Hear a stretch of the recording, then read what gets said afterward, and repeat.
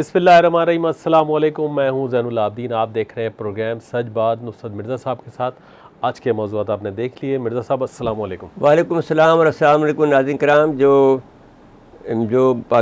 हमने बात कही थी कि रसूल अकरम सल्लल्लाहु अलैहि वसल्लम हमारे लिए दिलो जान से ज़्यादा अज़ीज़ हैं, और हमारे माल, हमारी जान, हमारे माँ बाप, हमारे हमारे बहन भाई और हमारे औलाद सब कुर्बान उनके ऊपर, और उनसे ज़्यादा हम मोहब्बत करते हैं। तो जिनकी भी ये जुर्रत है हिंदुस्तान को में जो इस तरह की ये मोदी हुकूमत ने गड़बड़ की है, उसके नतीजे में अब हिंदुस्तान जागा है। मुसलमान कभी भी इस हालत में नहीं रह सकता है कि वो अपने रसूल पर, अपने अल्लाह के मामले में कंप्रोमाइज़ करे, और रसूल के मामले में तो बिल्कुल नहीं करता, क्योंकि अल्लाह तो सबका है। मुसलमान वहाँ जागा है, और जागने के बाद में मुसलमानों की वहाँ पर जगह पर यूपी में, सीपी में और बहुत सी जगह पर, जहाँ पर जो उत्तर प्रदेश में, बिजनौर में, मुरादाबाद में, रामपुर में, लखनऊ में बहुत एहतजाजी मज़ारे हुए हैं। इलाहाबाद में बहुत हुआ है। रांची का जो इलाका है वो झारखंड का इलाका है, जो कि झारखंड का वो हिस्सा है जो कि एक ज़माने में झारखंड को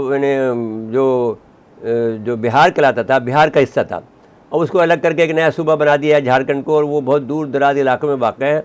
और उसमें जो है दो मुसलमान शहीद हो गए हैं, और जो मेरे ख़्याल में इब्तिदा है। और अगर इसमें हम मुसलमान अगर अपना तहिया कर लें और हज़ारों की जानों के नज़ारे में पेश करें तो कोई बड़ी बात नहीं होगी। लेकिन इंडिया की इस हुकूमत को ख़त्म कर देना चाहिए। और इस लिहाज से जिन लोगों को भी तमीज़ नहीं है कि हमारे रसूल अकरम सल्लल्लाहु अलैहि वसल्लम की शान में गुस्ताखी करना, कोई जो पता नहीं है कि उनके से क्या मानी होते हैं, वो उनके मानी समझा दिए जाएँ। और इसके लिए ये कोई बात नहीं, इंसान की जान कोई बेमानी नहीं रखती है। जब हमारे रसूल सल्लल्लाहु अलैहि वसल्लम की जो तक़दीस का मामला है, उस मामले में हम कोई भी कंप्रोमाइज़ नहीं कर सकता है। और न मुसलमान, कम से कर मुसलमान, एक किस्सा हम सुनाना चाहते हैं कि इंडिया के अंदर एक आदमी ऐसा था कि जो यानी बहुत ही ज़्यादा गुलामाना ज़हनीत का हामिल था, अपने मालिक का बहुत ज़बरदस्त ग़ुलाम था।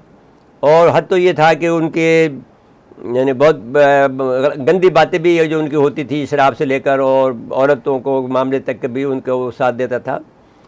लेकिन यहाँ तक कि उसके ख़ानदान तक में भी उसका मामला आ गया इज़्ज़त आबरू का, वहाँ भी वो तक बर्दाश्त कर गया। इस तरह का वो मुसलमान था कि जिसका जो इतना कमज़ोर मुसलमान था कि वो अपने आका के लिए जो है, अपने घर के जो है ख़ानदान के लोगों की इज़्ज़त आबरू का भी ख्याल नहीं करता था। लेकिन जब रसूल अकरम सल्लल्लाहु अलैहि वसल्लम की उसके ख़िलाफ़ गुस्ताखी की तो उसने अपने मालिक को मार दिया। अब आप अंदाज़ा लगा सकते हैं कि एक आदमी जो अपनी अपनी अपनी अपनी बहन, अपनी बीवी की इज़्ज़त की हिफाजत न करता हो, वो ख़ुद भी कितना बड़ा जालिम आदमी है। लेकिन उस आदमी ने, ये तारीख़ का हिस्सा है, हिंदुस्तान की तारीख़ में ये बात मौजूद है कि वो उस आदमी ने फिर अपने मालिक को, जब रसूल अकरम सल्लल्लाहु अलैहि वसल्लम के शान में गुस्ताखी की, बरसरे आम उसने उसको सारे सरे महफिल उस आदमी को कत्ल कर दिया। तो अब ये जो लोग हैं जो इनको हम समझते ये हैं कि कोई आदमी जब हमसे ये कहे कि साहब ये बात गलत है, तो हम देखिए दुनिया के अंदर हर जगह पर हर एक बात में, अब मैं प्यूटन को फिर एक दफ़ा तारीफ में ख़राज तहसीन पेश करता हूँ कि प्यूटन ने फिर कहा कि तुम लोग फिर जो रसूल अकरम सल्लल्लाहु अलैहि वसल्लम की शान में जो है जो हर्ज़ सराई कर रहे हो, ये गलत है। इंडिया से कहा है उसने। तो हम प्यूटन को सलाम पेश करते हैं, उनका शुक्रिया अदा करते हैं कि ऐसे बुरे वक्त में जबकि इंडिया का पागल हो रहा है, उसका हमारा साथ देना हम काबिल सताइश है, और हम उसको सराहते हैं, और उसकी तारीफ़ में हमें हम जो भी अच्छे अल्फाज कह सकते हैं वो हम कह देना चाहते हैं। अब इसके बाद में जो वहाँ पर जो मज़ारों का सिलसिला है, मतलब खून तो हो गया ना, अब 2 आदमी हो गए हैं। अब इसके बाद में जो इलाहाबाद के अंदर जो जिस अंदाज़ की कशीदगी है, इलाहाबाद एक बहुत बड़ा शहर है, तो अब वो मुरादाबाद है, फिर कर नगर है, कोपर याग राज है, और जो अम्बेड नगर कहलाता है, ज़िला फिरोजपुर से बहुत लोग 136 के करीब मुजाहिरीन को गिरफ़्तार कर लिया है। जो जहाँ मुसलमान हैं वो गिरफ़्तार हो रहे हैं। लेकिन मुसलमानों को इस बात पर का न जान की परवाह करना चाहिए, ना गिरफ़्तारियों की परवाह करना चाहिए। और ये जो वक्त है, ये इंतहाई बेहतरीन वक्त है कि जब रसूल अकरम सल्लल्लाहु अलैहि वसल्लम की शान में गुस्ताखी हुई है, तो मलिया मेट कर देना चाहिए इसकी मोदी की हुकूमत को। हमारे पास इसके अलावा कोई चाराकार नहीं है, और हमारे 25 करोड़ मुसलमान हैं, वो कम नहीं है। और अगर आप या ज़रूरत पड़ेगी और जैसे जैसे तादाद आप पर जुल्म सितम बढ़ेगा, वैसे वैसे सारे दुनिया के मुसलमान जाग जाएंगे और भारत का जो है नात का बंद कर देंगे, भारत की जो है तिजारत बंद कर देंगे, भारत का लेन देन बंद कर देंगे। भारत के जितने भी आदमी बाहर रहते हैं, कोई 1 करोड़ से ज़्यादा आदमी जो है जो मशरक़ वस्ती में मैं काम कर रहे हैं, कोई 33 लाख तो इसमें है, सऊदी अरब में है, कहीं 10 लाख। हमने एक लिस्ट बना के पेश की थी, उन सब के अपने मुल्क से बाहर निकालने का वक्त आ गया। तो और जो मुसलमान हैं, जो वहाँ पे मुसलमान हैं, उनको भी निकाल दिया जाए ताकि वो अपने पैसे जाकर वो वहाँ मुसलमानों के लिए इस्तेमाल करें। जो केरला के लोग रहने वाले लोग हैं या दूसरे बिहार के रहने वाले लोग हैं, जो बहुत बड़ी तादाद में आबाद हैं और फ़ौज में भी आप वहाँ पर मुलाजमत कर रहे हैं सऊदी अरब में, उन मुसलमानों को वहाँ पर कहा जाए कि जाओ अपने मुल्क के अंदर और आप जिहाद में हिस्सा लो, और उनको भी निकाल दिया जाए। तो अब हम ये कह रहे थे कि नहीं, मुसलमानों को मना कर नहीं निकाला जाए, लेकिन फिर उनकी मदद कौन करेगा? इनको लड़ना भी आता है, फ़ौजी भी हैं या सऊदी अरब के फ़ौज में हैं, तो वो वहाँ जाएँ और जाकर वहाँ लड़ाई करें इस वक्त, क्योंकि ये इसके अलावा कोई और हल है नहीं हमारे पास।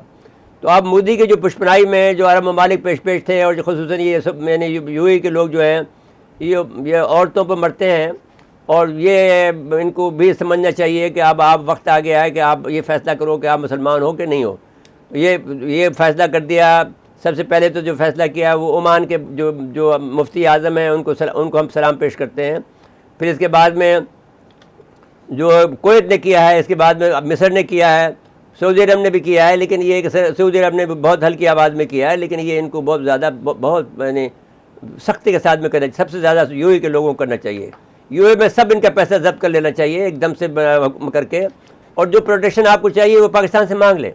पाकिस्तान आपको हर किस्म की प्रोटेक्शन देगा, जो आपको एटमी प्रोटेक्शन देगा, आपको मैंने जो बहरी प्रोटेक्शन देगा। इंडिया की जरूरत नहीं है कि आपकी तरफ आंख उठा के देख सके। जी जैन साहब चले आगे, कोई बात मेरे साहब 1 हफ्ते से ऊपर हो गया, लेकिन अभी तक कोई फैसला कौन इकदाम कहीं नहीं हुआ, सिर्फ शोर हुआ है बस। नहीं, अब देखिए, अब ये मामला खून पे आ गया है, 2 आदमी शहीद हो गए। मैं दूसरे मुल्कों की बात कर रहा हूँ, इस्लामी मुल्कों की बात कर रहा हूँ। वो नहीं, ये बात आपको यकीन दिलाता हूँ कि मैंने वो देखी है तस्वीरें कि जहाँ पर उन्होंने प्लास्टिक लगा दिया है कि ये इंडिया का हिस्सा बैन है, क्लास लगा दिया और उसको निकाल के फेंक रहे हैं। तो अब इंडिया में तो अब वहाँ तो बेगैरती की हद है कि मैंने यूएई में तो पेशाब की बोतलें होती हैं, वो तक बिकती हैं, गाँव के पेशाब की बोतलें। बेगैरत लोग कैसे किस्म के मुसलमान हैं ये लोग, जो अरबी लोग जो हैं यूएई के, मुत्तहदा अरब के, दुबई के इजाज़त कैसे देते हैं? और वहाँ पर मंदिर बना के दे रहे हैं साहब, वहाँ पर खुद उठा के लेके आ रहा है घंटी मंदिर की। शर्म करो, किस किस्म के मुसलमान हो तुम? बहरहाल चलें देखते हैं, फिर आगे कोई बड़ा काम होना चाहिए, क्योंकि सिर्फ नहीं बड़ा काम पर शुरू हो गया ना। आप देखिए, जब मुसलमान एक दफ़ा शुरू हो जाता है तो रुकता नहीं है। हम ताना देते हैं आज भी देवबंद को और नदवा को और तमाम जितने भी मसाजिद हैं वहाँ पर, जितने मदरसे हैं, सबको ताना देते हैं कि तुमने हमारे साथ जुल्म किया, अपने साथ जुल्म किया, मुसलमानों के साथ जुल्म किया, और वहाँ पर एक और पाकिस्तान बनाओ जो इस वक्त लोगों को मजबूर करो कि आसाम से, भाई आसाम में 30% से ज़्यादा मुसलमान रहता है जी, वहाँ पर क्यों नहीं उठते? वहाँ पर एक बहुत मालदार आदमी भी जो कि सारे यूरोप सारे सऊदी अरब को जो है वो सप्लाई करता है खुशबू जी, वो बहुत ही मालदार आदमी है। तो मेरे उससे फ़ोन पे बात नहीं हो सकी थी जब मैं वहाँ जाता था, तो लेकिन बहरहाल मैं उससे बात करने का ख्वाह हूँ।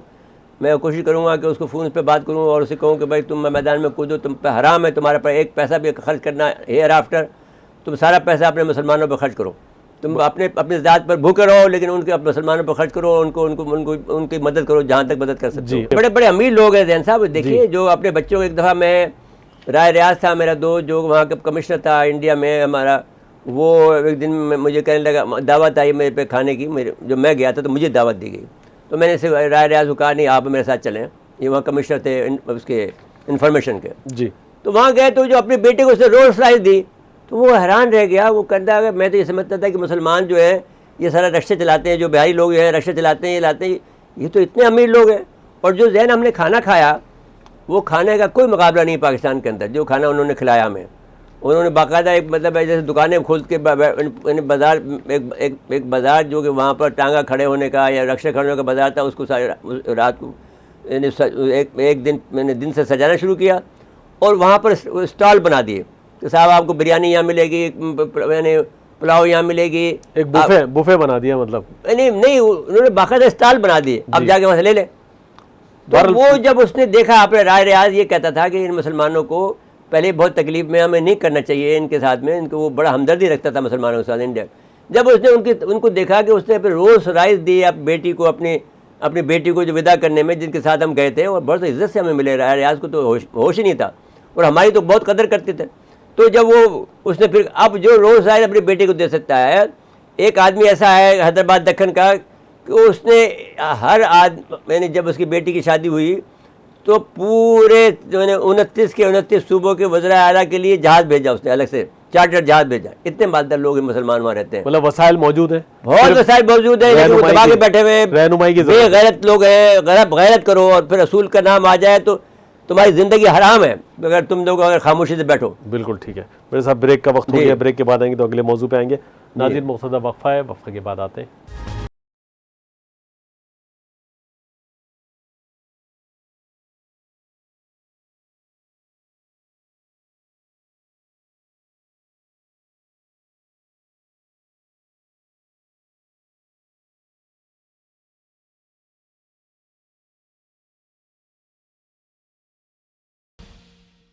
एक मरतबा फिर प्रोग्राम में खुश आमदीद कहते हैं।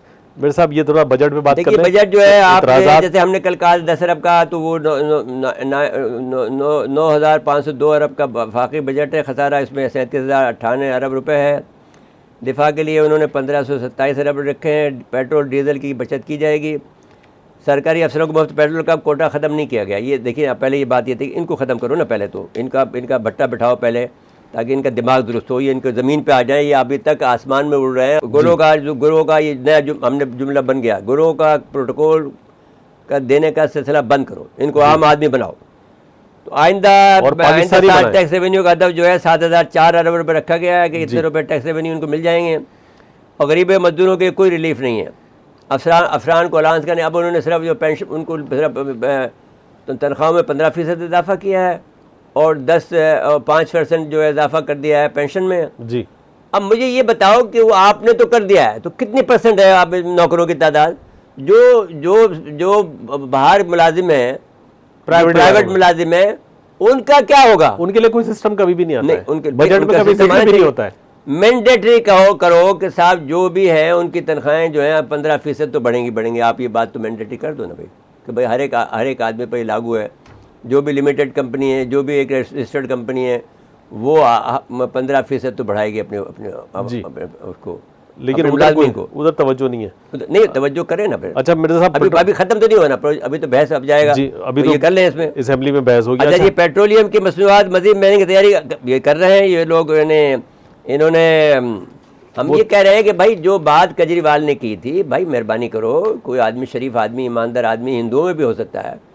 उसने क्या किया कि अपने तमाम मिनिस्टरों की पेट्रोल बंद कर दी, उनकी बिजली मुफ्त बंद कर दी, और वो पैसे जो थे वो सारे के सारे अपने अवाम को दे दिए। ये तो अभी और डालेंगे 23 से 55। अब ये अपने अशराफिया को, जब तक अशराफिया को आप नहीं छेड़ोगे, आपको सीधे नहीं हो सकते हो। खुदा का खौफ करना चाहिए। मुफ्त पेट्रोल दस्तयाब है, बताइए, और अवाम के लिए 210 रुपए, बताइए, मजीद बढ़ाएंगे अभी।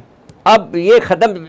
मैंने चैरिटी बिगिन फ्रॉम होम सदर साहब से शुरू करना चाहिए। सदर साहब हमारे अच्छे आदमी हैं, कराची के आदमी हैं, इंतहाई मोहतरम है। वो वहाँ कहें कि साहब मैं अपने पेट्रोल में इतनी कमी करता हूं। अभी तक वैसे किसी ने ये भी नहीं कहा। वज़ीर आज़म करें, जज खुद करें, तमाम चीफ्स करें, और अफसरान जो है वो अब उनका प्रोटोकॉल जब चलता है तो देखें कितना लीटर एक मिनट में 1000 लीटर ज़ाया होता है। जब एक कमिश्नर का प्रोटोकॉल तो आपने खुद देख लिया था। तो ये हाल है कमिश्नर का। देखो, मैंने तो एक छोटे से भैया का देखा था, 18-19 ग्रेड के आदमी का जी। वो उसका 15 आदमी उसकी हिफाजत में मामूल, लैंड क्रूजर 3 लैंड क्रूजर खड़ी हैं। देखिए ये हाल है। और बताइए, परफॉर्मेंस सिफर है। शर्म करो, हया करो कि पाकिस्तान के पैसे इस तरह से खा रहे हो तुम लोग, नौकर हमारे नौकर होकर। बिल्कुल मेरे साथ फिर ब्रेक के लिए कहा जा रहा है जी, करें। ब्रेक के बाद आएंगे तो अगले मौजू पे चलेंगे जी। नाज़रीन, मुक़्तदा वक्फा है, वक्फे के बाद आते हैं।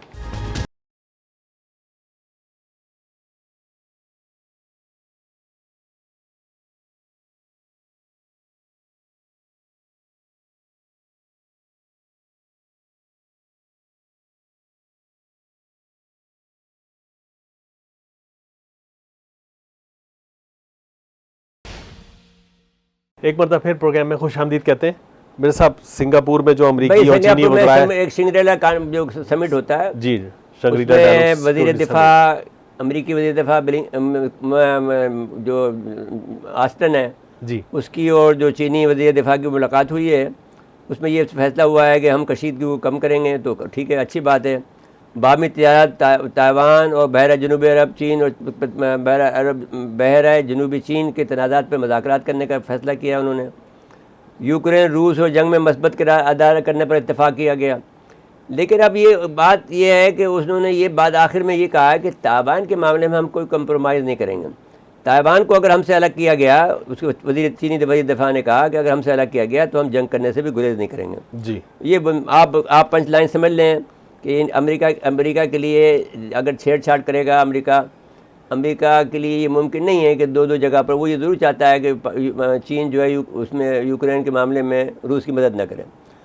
अब मसला ये आ गया है कि रूस के पास मेरे ख़्याल में आइदर इट इज़ प्लानिंग कि वो अपना, देखिए ना जिस तरह से अगर उसे 97 बिलियन अगर 3 महीने में ज़्यादा कमा लिए हैं जी, तो it is better situation for him, तो वो तो वो उसको और बढ़ाएगा जी, तो वो उसको जानबूझ के मेरे ख्याल में खींच रहे हैं। अदरवाइज दूसरी वजह ये बताई जा रही है कि इनके पास जो है जो फ़ौजें हैं, क्योंकि यूक्रेन जो है एक इतना बड़ी इलाका है जो कि आलमोस्ट पूरे यूरोप के बराबर है, ईस्ट यूरोप के बराबर है, तो वो कहते हैं कि वो हम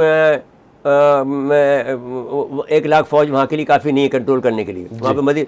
तो रूस के बाद ज़्यादा फ़ौजें नहीं हैं क्योंकि उसका भी तो मुल्क बहुत वसी है और उसको सारी जगह फैली हुई है।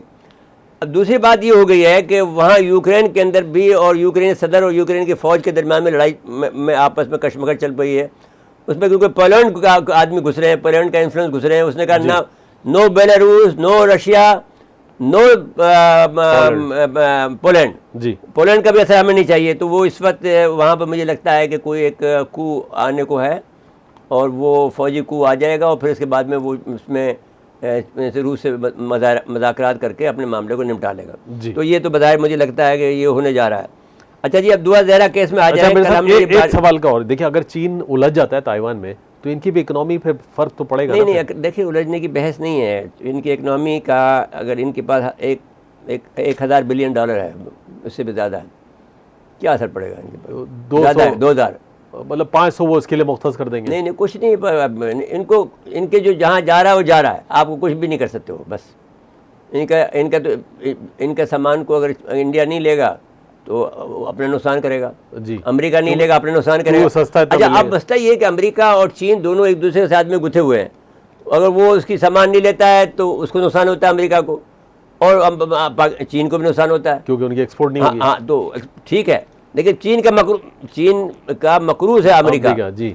तो अब मसला ये नहीं है, मसला ये है कि वो बिलाखिर चीन जो देखिए ना, जब सुपर पावर ताकत बनने के लिए जैन अमेरिका ने बहुत सी जंगें की हैं, इन्होंने कोई जंग नहीं की है। ये कहते हैं कि भाई हम माशी तौर पर इतना दबाव डालेंगे कि वो हमें सुपर ताकत मान लें जी। तो वो इस पर काम कर रहे हैं और they are working very well, और उसका रिजल्ट अब तक रिजल्ट सही जा रहा है जी। अब दुआ ज़हरा जो है एक सिम्बॉलिकली हमारे लिए एक मुश्किल पड़ गई है, क्योंकि जिस अंदाज से यहाँ सिंध हाई कोर्ट में फ़ैसला हुआ है वो एक बहुत ही अजीब गरीब तरीके से हुआ। जब उसकी उम्र 17 और 16 साल डिक्लेयर बजाते खुद एक डॉक्टर ने कर दी, तो उसको इजाज़त कैसे दी गई कि वो चली जाए, जबकि यहाँ पर सिंध का रूल ये है कि 18 साल उसकी उम्र होनी चाहिए। तो उन्होंने एक बात। दूसरी बात ये है कि हम ये कहते हैं कि ये सुप्रीम कोर्ट में ये मामला जा रहा है, तो जब इनका नाम जो है ECL में डाल दिया जाए। हमें ये शुबा है कि ये किसी रैकेट के चक्कर में फंस गई है और वो रैकेट जो है वो इसको कहीं दुबई ना ले जाए। मैं जब दुबई गया था तो क्योंकि मुझे यहाँ जिस होटल में ठहरा गया था तो वो होटल वो पाक साफ होटल थे, वहाँ पर कोई गंदगी नहीं थी जी। लेकिन मेरा एक दोस्त था, वो मुझे आके कहने लगा एक बाद में कि भाई ये दुबई का ये हाल हो रहा है कि अल्लाह ताला इसको उलट दे, जिस तरह से लूत अलैहिस्सलाम की कौम को उल्टा था। तो मैं बड़ा हैरान हुआ। फिर जाके मैं जो दूसरी दफ़ा दुबई गया तो वहाँ देखा तो वो जो नीचे का हिस्सा, जहाँ मैं तो नीचे रहता था, तो ऊपर का जो हिस्सा था वो सारा का सारा डांस के अंदर जो डांस हो रहा है, नंगा आधा नंगा डांस हो रहा है। और वहाँ पर जो प्रोस्टिट्यूशन है वो बिल्कुल इजाज़त है, वो पासपोर्ट दिखाएं और उनका वो। अब मसला ये है कि अगर ये बात खुदा न खास्ता ये जो बच्चे गायब हुए हैं 3,500 बच्चे जो वहाँ पंजाब की बच्चियाँ गई हैं और जो ये दुआ ज़हरा गई है 3 बच्चे ये गए हैं, ये कहीं रैकेट के रैकेट पड़ जाए। और अगर फ़र्ज़ कर लीजिए नहीं भी है तो भी ये अब ये बात कैसे फैसला हुआ कि जब 16-17 साल की, जबकि वो सर्टिफिकेट दिखा रहा है उसका बाप, और वो ये बात कर रहा है कि साहब ये जुल्म हुआ है, बच्चे की उम्र ये है, और फिर आपने उसके ऊपर हड्डियों पर टेस्ट करा लिया। और एक और काम ये हुआ कि फिर 16-17 उसमें भी 16-17 डिक्लेरेशन आ गई, तो फिर आपने उसको कैसे जाने दिया? और उसका तरीकाकार ये होता है, पैनल बिठाया जाता है, आगा खान से डॉक्टर लिया जाता है, वो जिना ठीक से हो गया, वो से, नहीं किया ना पैनल उन्होंने, बनाया गया, नहीं बनाया उन्होंने, वो इम्पार्शियल पैनल नहीं था, मीनिंग देयर बाय कि आपका कोई इंटरेस्ट मौजूद है जी, और वो बात गलत है कि आपने ये किस तरह से फैसला कर दिया। तो अब ये कहा जाता है कि वो जो जज था, जो इसका एक्सपर्ट है वो, भाई लेकिन अगर वो जज नहीं हो तो हम तो जज नहीं है ना, लेकिन हमें भी ये पता है कि भाई होता है तो पहले आपको उनको मुलाकात की इजाज़त दिलाई जाती है जी। पहले वो मना कर रही थी, बाद में राज़ी हो गई थी, ये कह रही थी, ये जो हमारी जो शर्ला रज़ा जैसे वो राज़ी हो गई थी बात करने के लिए, लेकिन बात करने का मौका नहीं दिया उनको। भाई आपने चैम्बर में बैठा के बात करा देता। और जैसे कि उज़ैर बलोच को करवाया गया था, उज़ैर बलोच को बहुत ज़्यादा कराया उन्होंने। उज़ैर बलोच को पहले पेप्सी पिलाते हैं, 7 पिलाते हैं, फिर बात करते हैं उससे। और यहाँ पे उन्होंने 2 मिनट के लिए मुलाकात करवाई और फिर फौरन पुलिस वाले आगे, उन्होंने पुलिस आ गए और ले गए, और उसको भाई उसको हट्टा कट्टा आदमी पकड़ के उनको हाथ लेकर ही जा रहा है बच्ची को, और सीधा एयरपोर्ट कर दिया, भेज दिया सुबह की फ्लाइट पे। मेरे साहब देखिए ये सब तो इसलिए नहीं, अब बस काफ़ी है। अब बात ये है कि चीफ जस्टिस से हाईकोर्ट ये उसकी तहकीकात कराएं कि ये जज साहब जो है ये कौन साहब हैं, और दूसरा जो है वो अब मदलिया का जो जो मसला आ रहा है वो ये आ रहा है कि ये लोग इंसाफ भी करते हैं या नहीं करते हैं, या ये वकील बन जाते हैं। तो अब सवाल ये है कि जो फैसला आया है ये तो दुरुस्त फैसला नहीं है, तो सुप्रीम कोर्ट में जाना चाहिए, और सुप्रीम कोर्ट में ये फैसला होना चाहिए कि इन दोनों का नाम, यानी दुआ जहरा का और ज़हीर जो उनका उसका नाम में आज शोहर है, उसका जो है उसको जो है ECL में उसका नाम डाल दिया जाए ताकि वो दुबई ना जा सके। ये हमारा मुतालबा है। इसके बाद में आप बात करें, आप क्या कहना चाहते हैं? अच्छा, ये बात ये है कि जो पैनल है, पैनल बनाने के दोबारा बनवाया जाए। भाई देखिए जैन, अभी हम ये कह रहे हैं पैनल के बाद ये जब फैसला गलत आया है तो मीनिंग देयर बाय कि इसकी जो सुनवाई है, इसकी जो केस को दोबारा से रीओपन किया जाए ये, और उसका तरीका यही होता है कि ये जो उनके जो मुद्दई है उनके वालिदैन ये सुप्रीम कोर्ट जाएं और सुप्रीम कोर्ट में जाकर ये बात कहें, दूसरे की दरख्वास्त दे दें जज के खिलाफ वहाँ पर जुडिशल कमीशन में जी कि साहब ये इसने सही फैसला नहीं किया, और ऑब्वियसली सही फैसला नहीं किया। जो कानून के तकाजे थे कि मिलाना है, बातचीत करानी है, वो उन्होंने कोई काम नहीं किया।